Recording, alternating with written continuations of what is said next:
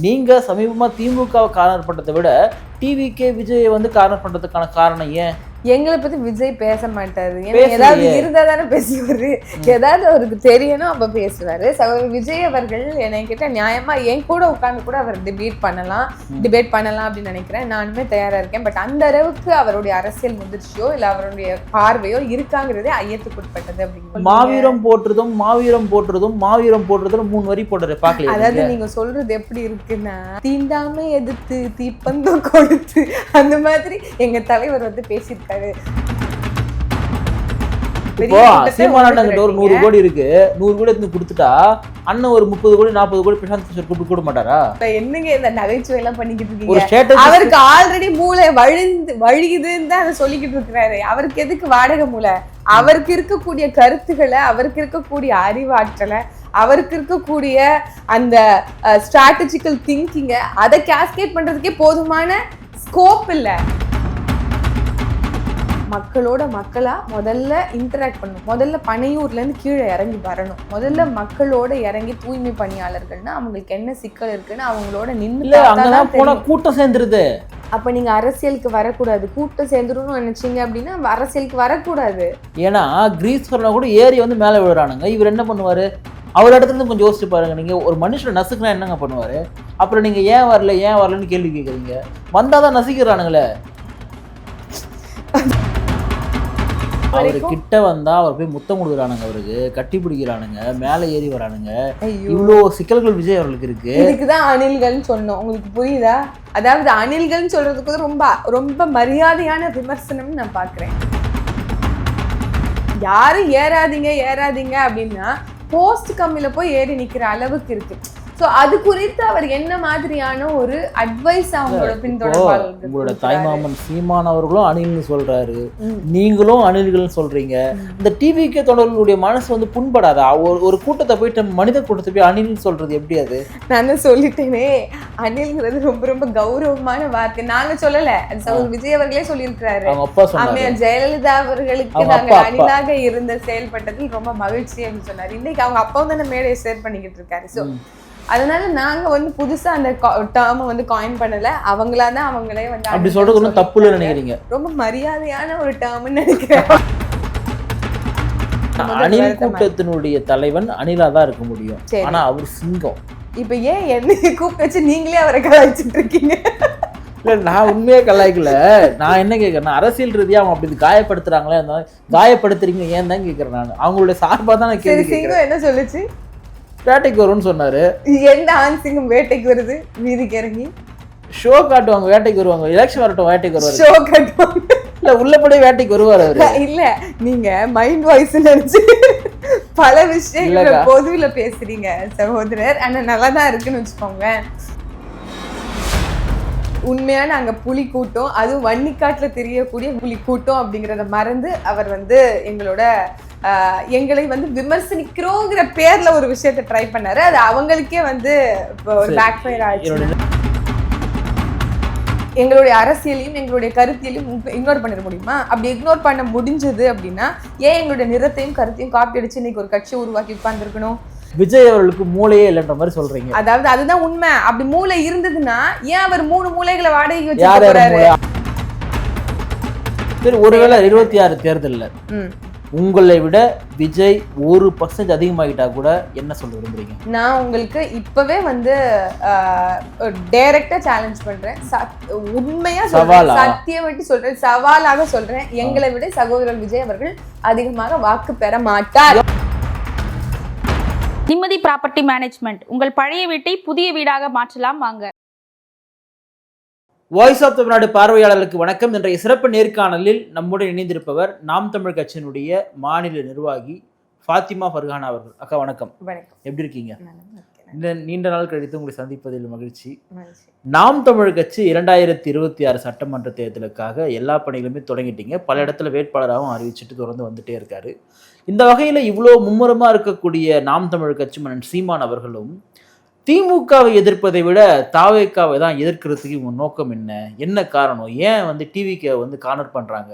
NTK உடைய எதிரி வந்து அரசியல் களத்துல வந்து இன்னைக்கு வந்து டிவிகே தானா, டிஎம்கே கிடையாதா? இது ஒரு பெரிய கேள்வி. இருந்தாலும் சுருக்கமா நான் தொடங்குறேன். இன்னைக்கு எங்க கிட்ட ஊடகங்கள் கேள்வி கேட்குது, நாங்கள் இதற்கு பதில் சொல்றோம். சகோதரர் விஜய் அவர்கள் எதிர்க்கக்கூடிய 2 பேரு, ஒன்னு பாஜக, மற்றொன்று திமுக. கொள்கை எதிரி, அரசியல் எதிரி. அதோட சப்ஜெக்ட் அடுத்தது வருவோம். பாஜகவோ திமுகவோ அவர் எதிர்க்கிறனால திருப்பி பேசுறாங்களா? அவங்க கேக்குறாங்களா? இல்ல. ஆனா விஜய் மட்டும் பேசிட்டே இருக்காரு. இப்ப விஜய்கிட்ட கேக்குறீங்களா? ஏன்னா அவர் எதிரி சொல்லிட்டு சொல்றாரு. ஏன்னா ஒரு ஆளுங்கட்சியா மத்தியில இருக்காங்க, இங்க மாநிலத்தில் இருக்காங்க, அதனால கேள்விதான் கேட்பாங்க. அவங்க வந்து விஜய் அவர்களை புறந்தள்ளிட்டு போகலாம். நான் இப்போ முதலமைச்சர்கிட்ட வந்து டிவிக்கை பத்தி கேட்கறாங்க, நான் பேச மாட்டேன், நான் கடந்து போகணும்னு சொல்லிட்டு திரும்பி போறாரு அவரு. ஆனா வந்து இவர் பேசிதானே ஆகணும், அப்பதான் அவர் அரசியல் பண்ண முடியும். அது வந்து ஒரு உங்களுடைய மேலாப்புல இருக்கக்கூடிய பார்வை அப்படின்னு நான் பாக்குறேன். அதேதான் சகோதரர் விஜய் அவர்கள் வந்து அவங்க சொல்றது அவசியம் இல்லை. அவங்க என்ன ரெசிப்ரோகேட் பண்ணாலும், அவங்களுடைய தரப்புல இருந்து என்ன மாதிரி விவாதங்கள் வந்தாலும் எனக்கு கவலை கிடையாது. அதை பத்தி நான் வந்து விமர்சிக்கணும்னு அவசியம் இல்லை. ஆனா என்னோட நிலைப்பாடு சொல்லுவேன் அப்படின்னு நினைக்கிறாருல. இப்ப அதையும் தாண்டி நாம வந்து நாம் தமிழர் கட்சியில வந்து இதெல்லாம் வந்து நம்ம பார்க்கக்கூடிய நமக்கு முன்னாடி இருக்கக்கூடிய அரசியல் பார்வையில இது எல்லாமே படுது. இது எல்லாத்த குறித்தும் ஒரு கருத்தை முன்வைக்கக்கூடிய அரசியல் கட்சி நாம் தமிழர் கட்சி. நாங்க என்ன செலக்டிவ் அமிஷா மாதிரி இவங்களை பத்தி பேசிட்டு இவங்களை பத்தி பேசாம, இந்த செய்தியை பேசிட்டு இந்த செய்தியை பேசாம ஏதாவது ஒரு இடத்துல பாத்து. நான் என்ன கேட்கறேன்னா, இப்ப செய்தியாளர்கள் வந்து கேள்வி கேட்கறாங்க, அதற்கான சீமான் பதில் சொல்றாருன்னா ஓகே. மரங்கள் மாநாட்டுக்கு உள்ள போறாரு, போன ஒண்ணு வந்து புலிகள் வந்ததுனால அணில்கள்லாம் ஓடி போச்சுன்றாரு. அப்ப இது சீண்டி சண்டளிக்கிறது தானே? எங்க கிட்ட முதல்ல கேள்வி கேட்கப்பட்டிருக்கு, அதனால பதில் அளிக்கப்பட்டு இல்ல நாள் வரைக்கும் மேடைகள்ல பேசுறது. அதை நான் சொல்லிட்டேன். எனக்கு முன்னாடி இவ்வளவு அரசியல் விஷயங்கள் இருக்கு. நான் வந்து கருத்து சொல்லாமையே இருக்கக்கூடிய வழக்கம் எனக்கு இல்ல. எந்த அரசியல் நகர்வுகள் நடந்தாலும் அதை குறித்து என்னோட நிலைப்பாடு என்னன்னு ரொம்ப துணிவோட தன்னுடைய கருத்தை முன்வைக்கக்கூடிய ஒரு அரசியல் தலைவரா நாம் தமிழர் கட்சியினுடைய தலைமை ஒருங்கிணைப்பாளர் என் தமிழன் சீமான் அவர்களை நீங்க பார்க்கணும். அப்படித்தான் நீங்க கேட்கலனாலும் அவர் ஒரு சப்ஜெக்ட் மேட்டர். இன்னைக்கு நாய்கள் குறித்து 2 ரிப்போர்ட்டர்ஸ் பேசி கேட்டிருப்பீங்க, அவங்க அதுக்காக பதில் சொன்னாங்க. அப்படி நீங்க அது குறித்து தேவையில்லை நினைச்சாலும் அவருடைய கருத்தை பார்வை முன்வைக்கக்கூடிய ஒரு அரசியல் தலைவர். சீன்றாரு நினைச்சீங்கன்னா இது எங்களோட லிஸ்ட்ல கடைசியா வந்து இருக்கக்கூடிய ஒரு ஆளுன்னு தான் நான் நினைக்கிறேன். இப்போ ஒவ்வொரு கட்சியுமே அவதூறா பேசுற பல வார்த்தைகள் இருக்கு. சங்கிகள் என்னுவாங்க, ஊப்பிகள் என்னுவாங்க, அது மாதிரிலாம் சொல்லுவாங்க. யாரும் அதெல்லாம் சொல்லுவாங்கன்னு பாத்தீங்கன்னா ஒரு 2ஆம் கட்டத்துல பேசக்கூடியதான் பேசுவாங்க. அந்தந்த கட்சியோட தலைவர்கள் யாரும் அப்படி பேச மாட்டாங்க. ஆனா அண்ணன் சீமான் வந்து அணில் சொல்லும் பொழுது அந்த இடத்துல இருந்து இறங்கி வராரோ? அதாவது மத்தவங்க எல்லாம் யாருமே பேச மாட்டாங்க இல்ல அப்படின்னு நான் நினைக்கிறேன். எல்லாருமே வந்து அவர்களுடைய சித்தாந்த எதிரிகளை, கருத்தியல் எதிரிகளை மேடைகள்ல விமர்சிச்சு பேசியிருக்க 1000 விஷயங்கள் இருக்கு. நமக்கு முன்பு இருக்கக்கூடிய மிகப்பெரிய அரசியல் ஜாம்பவான்கள்னு சொல்லப்படக்கூடிய ஐயா கலைஞர் கருணாநிதி அவர்களாக இருக்கட்டும், அம்மையார் ஜெயலலிதா அவர்களாக இருக்கட்டும், கடுமையான விமர்சனங்களை வைத்து அரசியல் செய்தவர்கள் தான். அதுல நீங்க வந்து மாற்று கருத்து வைக்க மாட்டீங்கன்னு நம்புறேன். எவ்வளவு திறந்தான விமர்சனம் வச்சிருக்காங்க, கொச்சையாவும் பேசியிருக்காங்க. அதுல வந்து இப்படி பண்ண மாட்டாங்க, பேச மாட்டாங்கிறது வந்து ஒரு நீங்க கொடுக்குற ஒரு புதிய என்ன சொல்றது, ஒரு பொருளாதாரம், ஒரு பொருளா இருக்கு. அப்படி நம்ம வந்து பார்க்க முடியாது. நாம் தமிழர் கட்சி தலைமை ஒருங்கிணைப்பாளர் ஏதாவது தரைக்குறைவா விமர்சிக்கிறாரா? இல்ல. கருத்தியல் ரீதியாக, கொள்கை ரீதியாக எனக்கும் அவருக்கும் வேறுபாடு இருக்கு. அவரு என்னுடைய கொள்கை வந்து திராவிடமும் தமிழ் தேசியமும் எனது 2 கண்கள்னு சொல்லிட்டாரு. திராவிடமும் தமிழ் தேசியமும் 2 கண்கள்னா திராவிட தமிழ் தேசியத்தை பத்தி நீங்க என்ன பேசிருக்கீங்க? திராவிடத்தை பத்தி தொடர்ச்சியாக எதையாவது சொல்லிட்டு வரீங்க. நான் என்ன சொல்றேன், கொள்கை தலைவரா வச்சுக்கிறீங்க. நான் என்ன கேக்குறேன்னா அதை தூக்கி கொஞ்சம் ஓரமா வச்சிடலாம். இப்போ விஜய் பேசுறாரு இல்லையா, தமிழ் தேசியம் திராவிடம், இது எல்லாமே ஏன் பேசுறாருன்னா அந்த சமூக நீதி, இடஒதுக்கீடு இதுக்காக பேசுறாரு. நான் இப்படி கேக்குறேன் உங்களுக்கு. விஜய் பேசுறாரா? விஜய் வந்து திராவிடம் பேசுறாரு, சரி. தமிழ் தேசியம் பேசுறாரா? எங்க பேசுறாரு? 2 கண்ணுன்னு சொல்லிட்டு முடிச்சிட்டாருல, அவ்வளவுதான்.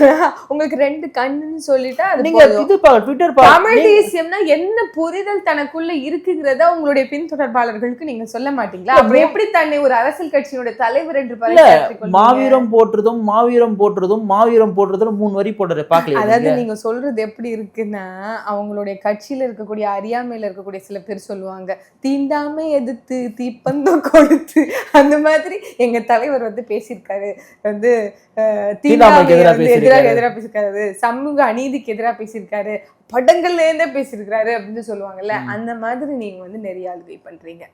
இன்னைக்கு தமிழ்நாட்டு அரசியல்ல தமிழ்நாட்டு மக்களுடைய 8 கோடி மக்களினுடைய நலனுக்காக களத்துல இறங்கி பொது நலத்துக்காக இயக்கம் கண்டவர்கள் எத்தனையோ பேர்கள். நம்ம சமகாலத்துல இன்னைக்கு நம்ம கூட இருக்கிற ஐயா நல்லகண்ணு அவர்களையோ ஐயா நெடுமாறன் போன்றவர்களையோ நம்ம பார்த்ததுண்டு. அவர்கள் செய்த அரசியல் நமக்கு என்னன்னு தெரியும். அவர்களுக்கு முன்பு இருந்த அண்ணா போன்றவர்கள் பலரும் இந்த மண்ணில் ஆட்சி செஞ்சிருக்காங்க. பெரியார் போன்றவர்கள், காமராசர் போன்றவர்கள் எல்லாம் மாப்போசி போன்றவர்கள் இந்த மண்ணில் ஆட்சி செஞ்சிருக்காங்க. அவங்களுக்கு அவங்க பெஞ்ச் மார்க்கா இருந்திருக்கிறாங்க. இப்ப நமக்கு இவங்க பெஞ்ச் மார்க்கா இருக்காங்க. ஆனா இந்த காலகட்டத்துல என்ன மாதிரியான கேலிபரோட இந்த அரசியல் களத்துக்கு வரணும், அந்த ஸ்டாண்டர்டையே ஒரு பெஞ்ச் லோ பண்ணிக்கிறாரோ அப்படிங்கிற ஒரு பார்வை. 5 கொள்கை தலைவர் வச்சிருக்காரு.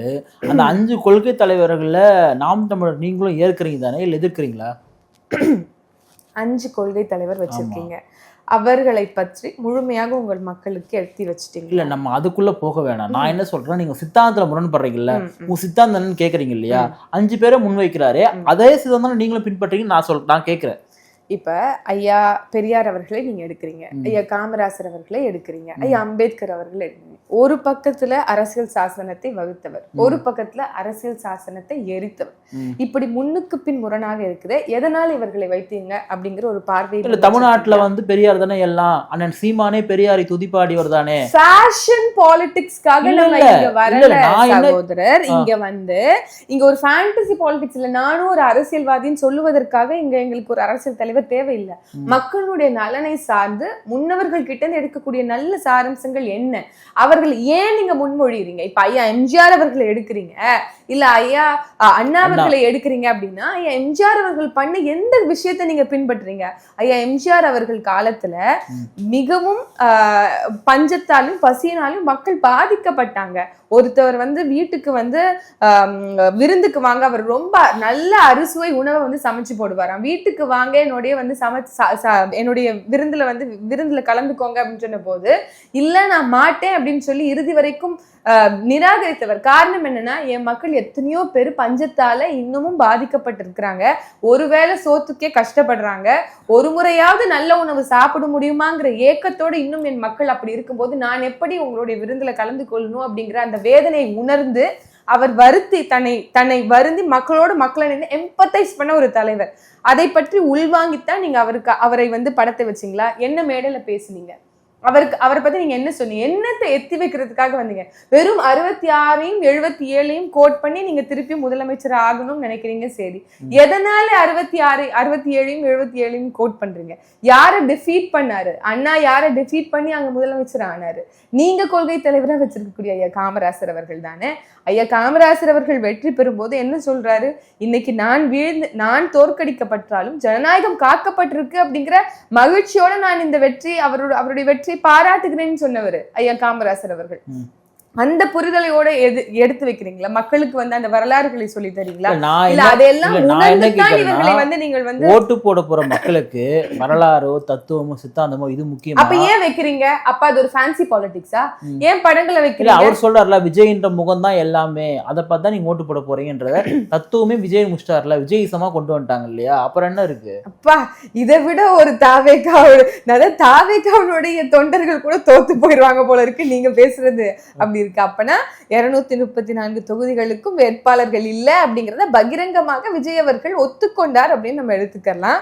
ஏன்னா களத்துல அவருக்கு வேற வேட்பாளர்களை தேடுறது ரொம்ப கஷ்டம் அப்படிங்கறதுனால எல்லா தொகுதிக்கும் நானே நின்றுறேன், விஜய் தெற்கு மேற்கு வடக்கு கிழக்கு மத்தி அப்படின்னு எல்லாத்துக்கும் நானே நின்றுறேன்னு சொன்னாருங்கிறது மாதிரி தான் இருக்கு நீங்க சொல்றத பார்த்துதான். சரி, இப்போ தேர்தல் வர்றதுக்கு 8 மாசம் தான் இருக்கு. விஜய் அவர்கள் காட்டமாக எனக்கு தெரிஞ்சு 2 வாரத்துக்கு ஒரு முறை ட்விட்டர்ல எதனா ஒன்று எழுதுறாரு. ஆனா ஒரு வாட்டி கூட உங்களை பத்தி எதுவும் பேச மாட்டாரு, நீங்க விமர்சனம் பண்றது எதுவுமே பேச மாட்டாரு. அவருடைய எதிரி திமுகன்றது உறுதியா இருக்காரு. நீங்க சமீபமா திமுகவை கார்னர் பண்றதை விட டிவிகே விஜயை கார்னர் பண்றதுக்கான காரணம் ஏன்? எங்களை பத்தி விஜய் பேச மாட்டாரு. ஏதாவது இருந்தா தானே பேசுவாரு, ஏதாவது அவருக்கு தெரியணும் அப்ப பேசுவாரு. விஜய் அவர்கள் என்னை கிட்ட நியாயமா என் கூட உட்கார்ந்து கூட அவர் டிபேட் பண்ணலாம் அப்படின்னு நினைக்கிறேன். நானுமே தயாரா இருக்கேன். பட் அந்த அளவுக்கு அவருடைய அரசியல் முதிர்ச்சியோ இல்ல அவருடைய பார்வையோ இருக்காங்கிறதே ஐயத்துக்குட்பட்டது அப்படிங்கிறது தான் என்னோட கருத்து. விஜய்க்கு அரசியல் அறிவு இல்லைன்றீங்களா?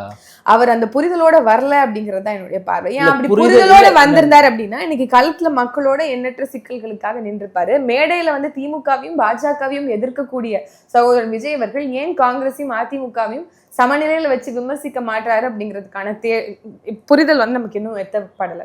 காரணம் என்ன, யாராவது நம்மளோட சேர்ந்து கூட்டணி அமைச்சிட மாட்டாங்களாங்கிற ஏக்கமா அப்படின்னு புரியல. ஆனால் இவ்வளவு நாள் கடையை விரிச்சு வச்சு உட்கார்ந்துருந்தோம். அரை விழுக்காடு ஒரு விழுக்காடு இருக்கக்கூடிய கட்சிகள் கூட கூட்டணி வைக்கிறதுக்கு தயங்குறாங்க அப்படின்னா அதுதான் சகோதரர் விஜய் அவர்களுடைய அரசியல் முதிர்ச்சி அப்படிங்கிறத நம்ம பார்வையா எடுத்துக்கலாம். அதனால நாங்க பேசுறோம் அப்படின்னா எங்க கிட்ட கருத்து இருக்கு. ஏன் அவர் வந்து புரிதல் இல்லாம உங்களை ஏன் பேச மாட்டாருன்னு நினைக்கிறீங்க?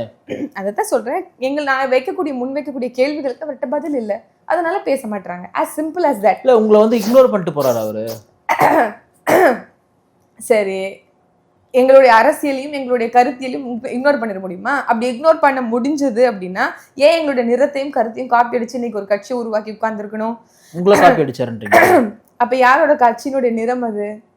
எது நிறைய விளக்கம் சொல்றாரு. இந்த இது சிகப்பு மஞ்சள்லாம் வந்து வீரம் மகிமை புனிதம் அதுன்னு சொல்லி நிறைய சொல்றாரு. என்ன அவர்தான் சிகப்புனா புரட்சி. எங்களுடைய கட்சியினுடைய எண்ணத்தையும் எங்களுடைய வண்ணத்தையும் எங்களுடைய நிறத்தையும் கருத்தையும் அப்படியே இன்னைக்கு வளர்ந்த 60 ஆண்டு காலம் 70 ஆண்டு காலம் முதிர்ந்த கட்சியில நாம் தமிழ் கட்சியோட கொள்கை வரைவு எடுத்து அப்படியே செயல் திட்டமாக்குதுங்க. திமுக ஆதரவாளர்னு ஒருத்தர் பேசுவார் இல்லையா, காமாட்சி நாயுடுன்னு, அவருமே அதை துண்டு தான் போட்டு இருக்காரு. அப்ப அவர் வந்து உங்களை பார்த்து காப்பி அடிச்சாரா இல்ல நீங்க அவரை பார்த்து காப்பி அடிச்சீங்களா? அதாவது இன்னைக்கு அவர்கள் எடுத்திருக்கக்கூடிய பார்வை எடுத்துக்கலாம், பிறப்புக்கும் எல்லா உயிருக்கும் எடுத்துக்கலாம். நல்ல விஷயங்களை எடுத்துக்கிறதுல தவறு இல்லை. என்னைய பொறுத்த வரைக்கும் நல்ல விஷயங்களை எடுத்துக்கிறதுல தவறு இல்லை. ஆனா நம்ம வந்து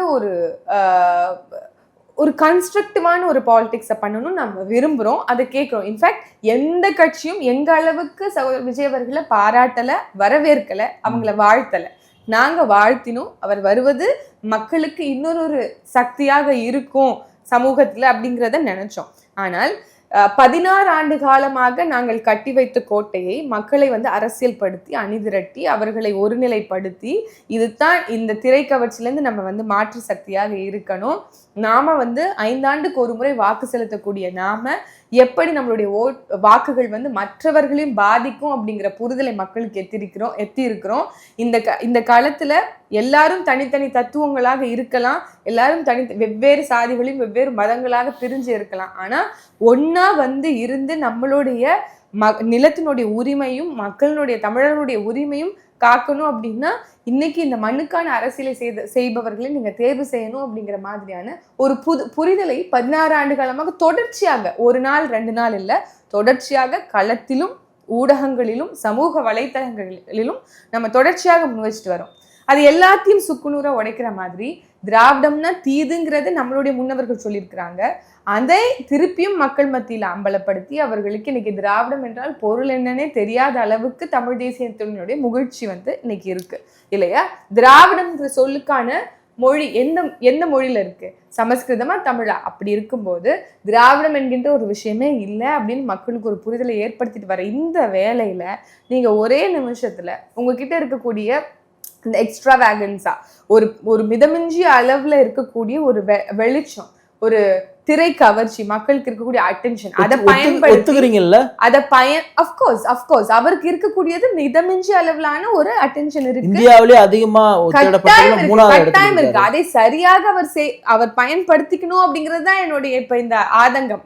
நான் என்னுடைய வெளிப்படுத்துதல் ஒரு திரை கவர்ச்சி அதை அவர் தவறா முடிச்சுக்கிறேன். அது அவர் தவறா பயன்படுத்தி இருக்கிறார் அப்படிங்கிறதுனாலதான் இன்னைக்கு அவரை நம்ம விமர்சிக்க வேண்டிய திரை கவர்ச்சி பாப்புலாரிட்டி இதெல்லாம் விட்டுருவோம். இன்றைக்கு ஒரு மாற்று ஓட்டு அல்லது இளைஞர் பட்டாளம் இருக்கக்கூடிய ஒரு கட்சி டிவிகே தான் சொல்றாங்க. உங்களுடைய கருத்து? இது வந்து யார் சொல்றா அப்படின்றது ஒரு பத்திரிகையாளர்கள், அரசியல் விமர்சகர்கள், அப்ப கருத்து கணிப்புகள், இது எல்லாமே உண்மை நேர்மையுமா இருக்கா? உண்மையாகவே ஜனநாயகத்தின் 4வது தூணாக ஊடகங்கள் செயல்படுதா? இன்னைக்கு காசு கொடுத்தா யாரையுமே ப்ரொமோட் பண்ணக்கூடிய இடத்துல ஊடகங்கள் இருக்கா இல்லையா? விஜய் காசு கொடுக்குறாருன்றீங்களா? இருக்கலாம்.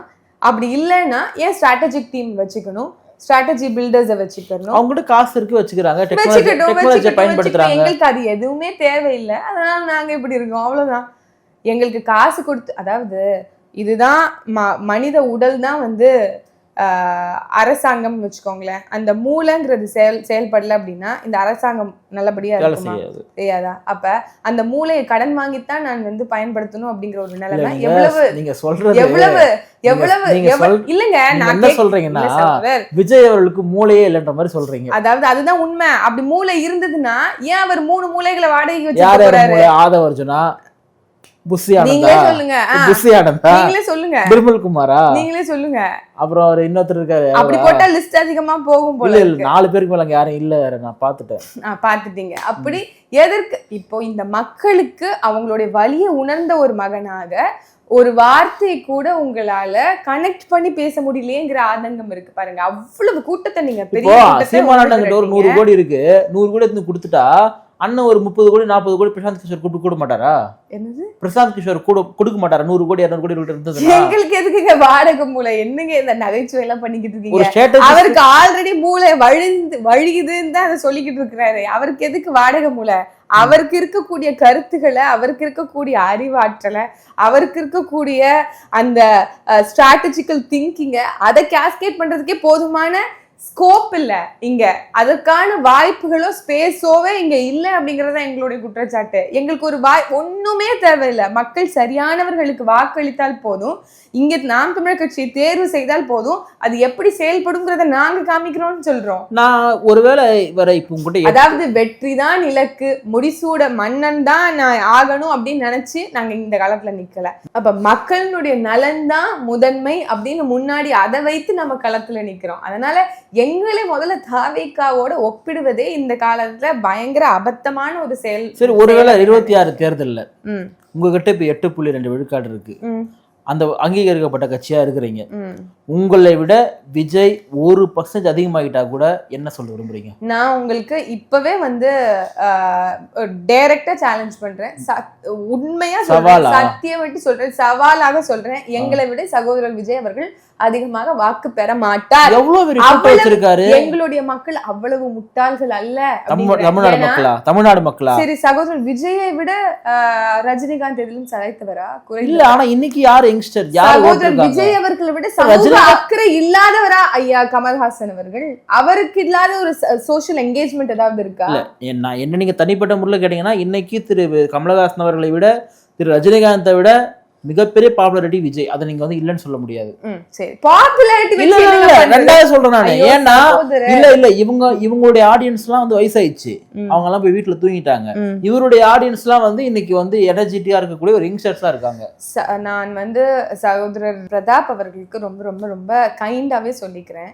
நம்ம வந்து நம்மளால முடிஞ்ச அளவுக்கு மக்களுக்கு நல்லது செய்யணும்னு நினைக்கணும், இன்க்ளூடிங் இந்த ஓட்டை வந்து இன்ஃப்ளூயன்ஸ் பண்றது. ஓகே, அது ஒரு தொலைநோக்கு பார்வையோட ஒரு அடுத்த 10 ஆண்டு அடுத்த 50 ஆண்டுகளுக்கு என்னோட மண் எப்படி இருக்கணுங்கிற ஒரு நோக்கத்தோட இந்த மண்ணையும் மக்களையும் நேசிக்கக்கூடிய மண்ணின் மகன் இன்னைக்கு அவசியப்படுறாங்க. ஒரு சாதாரண ஒரு விஷயத்த கூட உங்களால மக்கள் கிட்ட மனசுல இருந்து பேச முடியல, கனெக்ட் பண்ண முடியல அப்படின்னா அதை கூட ஸ்கிரிப்ட் வச்சுதான் வாசிப்பீங்க. அப்படின்னா உங்களுடைய நோக்கம் மக்களை ஆளணுங்கிறது இல்ல, மக்களுடைய நன்மதிப்பை பெறணும். பார்த்து படிக்கிறதுலாம் ஒரு குறை நம்ம சொல்ல முடியுமா? பார்த்து படிக்கிறது குறை இல்ல, பார்த்து படிக்கிறது குறை இல்ல, உங்க பேரே பார்த்து படிக்கிறது தப்பா இருக்கே.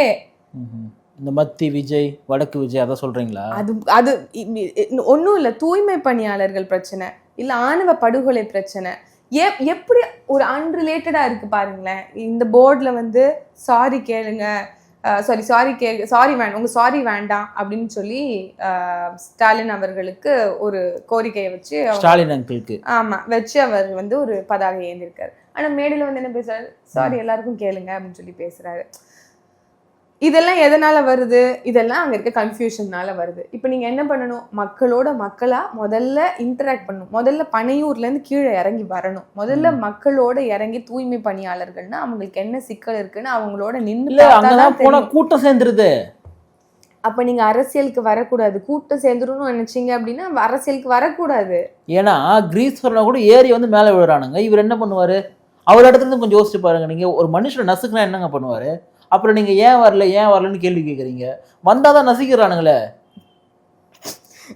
அதாவது சகோதரர் விஜய் அவர்கள் பயந்துக்கிட்டே உள்ள இருக்கிறாரு அப்படின்னா இவர் எப்படி மக்களுக்கான பாதுகாவலரா இருப்பாரு?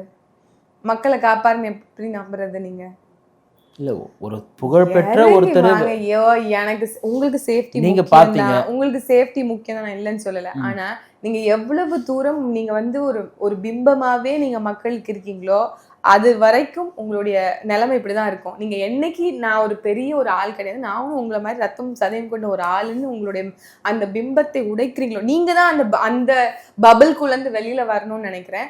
அதை எப்ப நீங்க வெளியே வரீங்களோ அப்பதான் நீங்க மக்களுக்கானவர்களா மாறுவீங்க. அது அவரு வரைக்கும் கிட்ட வந்தா அவர் போய் முத்தம் கொடுக்குறானுங்க, அவருக்கு கட்டி பிடிக்கிறானுங்க, மேல ஏறி வரானுங்க. ஐயோ இவ்வளவு சிக்கல்கள் விஜய் அவர்களுக்கு இருக்கு. இதுக்குதான் அணில்கள்னு சொன்னோம். உங்களுக்கு புரியுதா? எது உங்களுக்கு புரியுதா? அதாவது அணில்கள்னு சொல்றதுக்கு ரொம்ப ரொம்ப மரியாதையான விமர்சனம்னு நான் பாக்குறேன். அதையும் ரொம்ப தாண்டிய ஒரு நிலையில, அதாவது ரொம்ப ரொம்ப டிசப்பாயிண்டிங்கா இருக்கு. என்னோட மக்கள் இப்படி இருக்காங்களே. அதுதான் வந்து ஐயா காரைமைந்தன் அவர்களுடைய கவிதை புத்தகத்துல ரொம்ப அழகா எழுதியிருப்பாரு. அதாவது அரசியல் நடிப்பானதால் நடிகர்களுக்கு அரசியல் எளிமையானது அப்படின்னு சொல்லி. அந்த மாதிரி அந்த திரை கவர்ச்சி மக்களுக்கு இன்னுமே இருக்கே. பக்கத்துல ரொம்ப லிட்ரேட்டான ஸ்டேட்னு நம்ம சொல்லிக்கிறோம். நம்ம வந்து வளர்ந்த நாடு, படிச்ச மாநிலம் அப்படிலாம் சொல்லிக்கிறோம். ஆனா இன்னுமே வந்து ஒரு திரைக்கு வந்து ஒரு திரை ஒரு சினிமா ஸ்டாருக்கு வந்து இவ்வளவு ஒரு மோகம் நம்ம மக்களுக்கு இருக்கே. அவங்க நாடாளும் தகுதியையும் அவங்கள வந்து பாக்குறாங்களே மக்கள் அப்படின்னு நினைக்கும் போது கொஞ்சம் வருத்தமா இருக்கு. இப்போ நமக்கு வந்து இவர் வந்து லிட்டரலா சொல்லணும் அப்படின்னா அந்த லிஸ்ட்லயே கடைசியா வந்திருக்காரு. உங்களுக்கு ஏற்கனவே ஐயா ரஜினிகாந்த் அவர்கள் தெரியும், ஐயா சரத்குமார் அவர்கள் தெரியும், ஐயா விஜயகாந்த் அவர்கள் தெரியும். அப்புறம் உங்களுக்கு மக்கள் நீதி மையத்தின் தலைவர் ஐயா கமல்ஹாசன் அவர்களை தெரியும். எல்லாருமே மாற்றம்னு தான் வந்தாங்க. ஆனா இன்னைக்கு எந்த இடத்துல நிக்கிறாங்க அப்படின்னு தெரியும். அப்ப யாராலையுமே வந்து இந்த அரசியல் காலத்துல சர்வைவ் பண்ண முடியல. கன்சிஸ்டண்டா அவங்களுடைய எடுத்த நிலைப்பாட்டுக்கு நிக்க முடியல. உண்மையான மாற்றம்னு அவங்களால எதையுமே வந்து ப்ரூவ் பண்ண முடியல. ஆனால் உண்மையாக மாற்றத்தை வந்து நாங்க சொல்லளவுல மட்டும் இல்லாம செயலளவு செஞ்சுட்டு இருக்கோம். நாம் தமிழ் கட்சி எத்தனையோ நல்ல விஷயங்கள் செஞ்சிருக்கு. அதை குறித்து பேசுறதுக்கோ அதை குறித்து விவாதிக்கிறதுக்கோ இன்னைக்கு எந்த ஊடகங்களும் இன்க்ளூடிங் சோசியல் மீடியாஸ் தயாரா இல்லை. ஆனால் பலாயிரம் பனை விதைகளை நம்ம நட்டிருக்கோம், பேசியிருக்கிறாங்களா? பல லட்ச பனை விதைகளை நட்டிருக்கோம், பேசியிருக்காங்களா? பலாயிரம் மரக்கன்றுகளை வந்து பனைமரத்துல ஏறி வராங்களா? அப்புறம் எங்க பனைமரத்துல அத நீங்க சொல்ற மாதிரி பனைமரம் யாரும் ஏறாதீங்க அப்படின்னா போஸ்ட் கம்மியில போய் ஏறி நிக்கிற அளவுக்கு இருக்கு. சோ அது குறித்து அவர் என்ன மாதிரியான ஒரு அட்வைஸ் அவங்களோட பின்தொடர்பாளர்களுக்கு? உங்களோட தாய்மாமன் சீமான் அவர்களும் அணில்னு சொல்றாரு, நீங்களும் அணில்கள்னு சொல்றீங்க. இந்த டிவிக்கே தொடர்களுடைய மனசு வந்து புண்படாதா? ஒரு கூட்டத்தை போயிட்டு மனித கூட்டத்தை போய் அணில்னு சொல்றது எப்படி? அது நான் தான் சொல்லிட்டேனே, அணில்ங்கிறது ரொம்ப ரொம்ப கௌரவமான வார்த்தை. நாங்க சொல்லல, அது சகோதரர் விஜய் அவர்களே சொல்லியிருக்கிறாரு. அவங்க அப்பா சொன்னாரு, ஜெயலலிதா அவர்களுக்கு நாங்க அணிலாக இருந்த செயல்பட்டதில் ரொம்ப மகிழ்ச்சி அப்படின்னு சொன்னாரு. இன்னைக்கு அவங்க அப்பாவும் தானே மேடையை ஷேர் பண்ணிக்கிட்டு இருக்காரு. சோ அதனால நாங்க வந்து புதுசா அந்த டேர்மை வந்து காயின் பண்ணல. அவங்களாதான் அவங்களே வந்து அப்படி சொல்றது ஒன்றும் தப்பு இல்லைன்னு நினைக்கிறீங்க? ரொம்ப மரியாதையான ஒரு டேர்ம்னு நினைக்கிறேன். அணில் கூட்டம் சொல்றதா? சீரியஸா அவங்க ரொம்ப அந்த மாதிரி. எனக்கு வந்து மக்களை கொச்சைப்படுத்தணும்னு இல்லை. ஆனா சகோதரர் விஜய் அவர்கள் அந்த கூட்டத்தை இன்னும் வந்து அரசியல் படுத்தாம அணில் கூட்டத்தினுடைய தலைவன் அணிலா தான் இருக்க முடியும். ஆனா அவர் சிங்கம். இப்ப ஏன் என்ன கூப்பிட்டு வச்சு நீங்களே அவரை கலாய்ச்சிட்டு இருக்கீங்க? இல்ல, நான் உண்மையே கலாய்க்கல. நான் என்ன கேட்கறேன், அரசியல் ரீதியா அவங்க அப்படி காயப்படுத்துறாங்களே, காயப்படுத்துறீங்க ஏன் தான் கேட்கறேன். நான் அவங்களுடைய சார்பா தான் நான் கேட்கிறேன். என்ன சொல்லுச்சு? வேட்டைக்கு வரும்னு சொன்னாரு. எந்த ஆண் சிங்கம் வேட்டைக்கு வருது? வீதிக்கு இறங்கி ஷோ காட்டுவாங்க, வேட்டைக்கு வருவாங்க. எலெக்ஷன் வரட்டும், வேட்டைக்கு வருவாரு. ஷோ காட்டுவாங்க இல்ல, உள்ளபடியே வேட்டைக்கு வருவாரு அவரு. இல்ல, நீங்க மைண்ட் வாய்ஸ் நினைச்சு பல விஷயங்கள் பொதுவில பேசுறீங்க சகோதரர். ஆனா நல்லாதான் இருக்குன்னு வச்சுக்கோங்களேன். அந்த மாதிரி இன்னைக்கு வந்து இது நான் எங்க கிட்ட வந்து எங்களுக்கு உண்மையா ஜோக்கா இருக்கு, காமெடியா இருக்கு இவங்க பண்ற ஒரு கட்சி. எஸ், அவங்க பண்றதெல்லாம். ஆனா வந்து உண்மையான அங்க புலி கூட்டம், அதுவும் வன்னிக்காட்டுல தெரியக்கூடிய புலி கூட்டம் அப்படிங்கிறத மறந்து அவர் வந்து எங்களை வந்து விமர்சனிக்கிறோங்கிற பேர்ல ஒரு விஷயத்தை ட்ரை பண்ணாரு. அது அவங்களுக்கே வந்து ஒரு பேக் ஃபயர் ஆயிடுச்சு. என்னோட நிறைவான கேள்வி, ஆனால் சீமான் அவர்கள் வந்து பாம்பு கடிச்சா அதெல்லாம் ஹாஸ்பிட்டல்லாம் போகாதீங்க, சரியா போயிடுன்னு சொல்லிட்டு சொன்னதா ஒரு செய்தியை பரப்புனாங்க. அவர் என்ன சொன்னாருன்றது நானுமே பார்த்தேன். அதை வந்து விஜயுடைய தொண்டர் ஒருத்தர் போய் புகார் கொடுத்துருக்காங்க. சீமான் மேல இவர் வந்து அறிவியலுக்கு புறமா பேசுறாரு, இந்த மாதிரி தப்பான விஷயம் எல்லாம் விதைக்கிறாரு, இவர் மேல வந்து ஆக்ஷன் எடுக்க சொல்லிட்டு புகார் கொடுத்துருக்காங்க. இந்த புகார் எப்படி பாக்குறீங்க?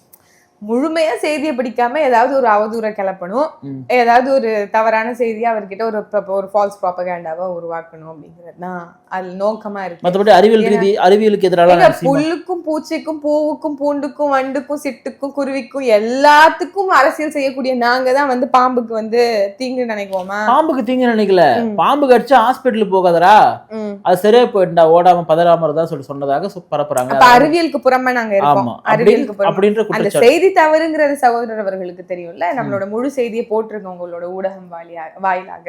அதனால கருத்துகள் பிரிச்சு மக்களுக்கு கடத்தப்படுவது வந்து பார்ப்பது எங்களுக்கு புதிதல்ல. அது நீண்ட நாட்களாக ஊப்பிக்கல் செய்துகிட்டு இருந்தாங்க. அதை இப்போது வந்து அனில் தாவேகாவினுடைய தொண்டர்களும் வாய் வரைக்கும் வந்துருச்சு. அப்புறம் நீங்க அனில் இல்ல சகோதரர் விஜய் அவர்களுடைய கூட்டமும் செய்து அப்படின்னா அவங்களுக்கு கரெக்ட் பண்ண வேண்டியது நம்மளுடைய கடமை. அது தயவு செஞ்சு அந்த காணொலி முழுமையா போட்டுருங்க நம்மளுடைய ஊடகத்துல. நிகழ்ச்சியில் பங்கேற்று உங்களுடைய பல்வேறு கருத்துக்களை பகிர்ந்தமைக்காக நன்றி.